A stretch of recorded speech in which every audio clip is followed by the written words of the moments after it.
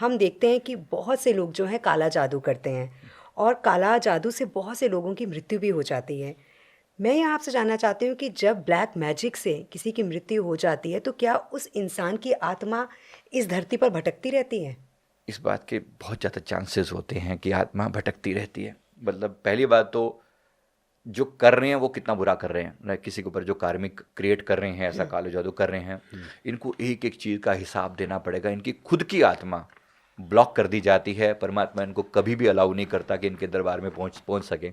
मतलब पहले उन लोगों की बात हो रही है जो ऐसा करते हैं, फिर जिनके ऊपर हुआ, अब ठीक है वो विक्टिम हुए, बने इस बात के लिए। अब विक्टिम का अपना अब क्यों बने इसके पीछे बहुत सारी बातें हो सकती हैं, लेकिन अगर कोई ऐसा होता है तो यस, ऐसा इस बात के चांसेस हैं कि उसकी आत्मा ट्रैप हो जाती है, फंस जाती है, अटक जाती है।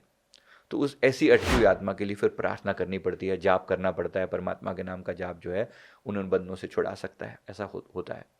पर ऐसा कोई ना करे। मैं आपके माध्यम से और आपके चैनल के माध्यम से सभी को एक सीरियस संदेश देना चाहता हूँ, क्योंकि लोग क्या होते हैं, ये कवर्ड टाइप के लोग होते हैं जो सामने आकर लड़ना नहीं चाहते और बैक से फायर करते हैं कि मैं इसको सीधा सीधा कुछ कह नहीं सकता, और उसके प्रति ब्लैक मैजिक करके, क्योंकि अब तो 500-500 रुपये में लोग ऐसा करवा देते हैं। बताओ इसका क्या बिगाड़ दूँ।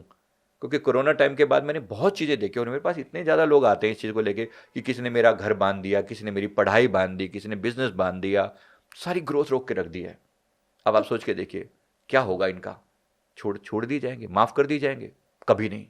परमात्मा जिस काले जादू की वजह से इन्होंने दूसरों को बांधा है, जब प्रकृति इनके साथ न्याय करेगी, जब इनका टाइम आएगा तो उन्हें भी इसी प्रकार से तरसाया जाएगा, इसी प्रकार से इन्हें तकलीफें झेलनी पड़ेंगी। आज भी जो लोग ब्लैक मैजिक्स झेलते हैं अपने ऊपर, कौन जाने इनके ऊपर इन्होंने भी कुछ ऐसी हरकतें करी हो।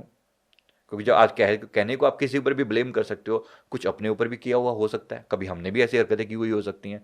प्रकृति छोड़ती किसी को नहीं है, किसी भी रूप में। पर कभी कभी ये मानने को मन नहीं करता है कि सच में ऐसा होता है, क्योंकि फिल्मों में ज़रूर देखा कि इस तरह से होता है। रियल लाइफ में सच में ब्लैक मैजिक होता है, लोग करते हैं और इसका असर भी होता है। ब्लैक मैजिक तो होता है। देखो अब यही वाली बात है, जैसे मैंने कहा कि जैसे ब्लेसिंग का असर है, हाँ जी, कहीं ना कहीं मानते हैं ना, माता पिता बिल्कुल का मानते आशीर्वाद हैं। लेना चाहिए, तो ब्लेसिंग का असर है।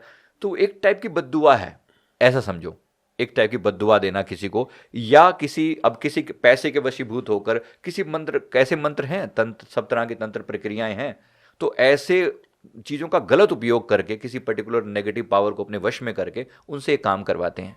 तो ब्लैक मैजिक भी है, ऐसा भी है। जैसे ओवरऑल देखो, होना तो ये चाहिए था कि अपनी पावर से, अपनी ऊर्जा से लोगों को रिझाते, लोगों की सेवा कर पाते, पर ऐसा ना करके इन्होंने नेगेटिव वाला पार्ट चुना। तो कहीं ना कहीं देखो झेलना तो इनको पड़ेगा। होता तो सब है, जिनका नाम है तो डेफिनेटली ऐसी चीज़ें होती हैं।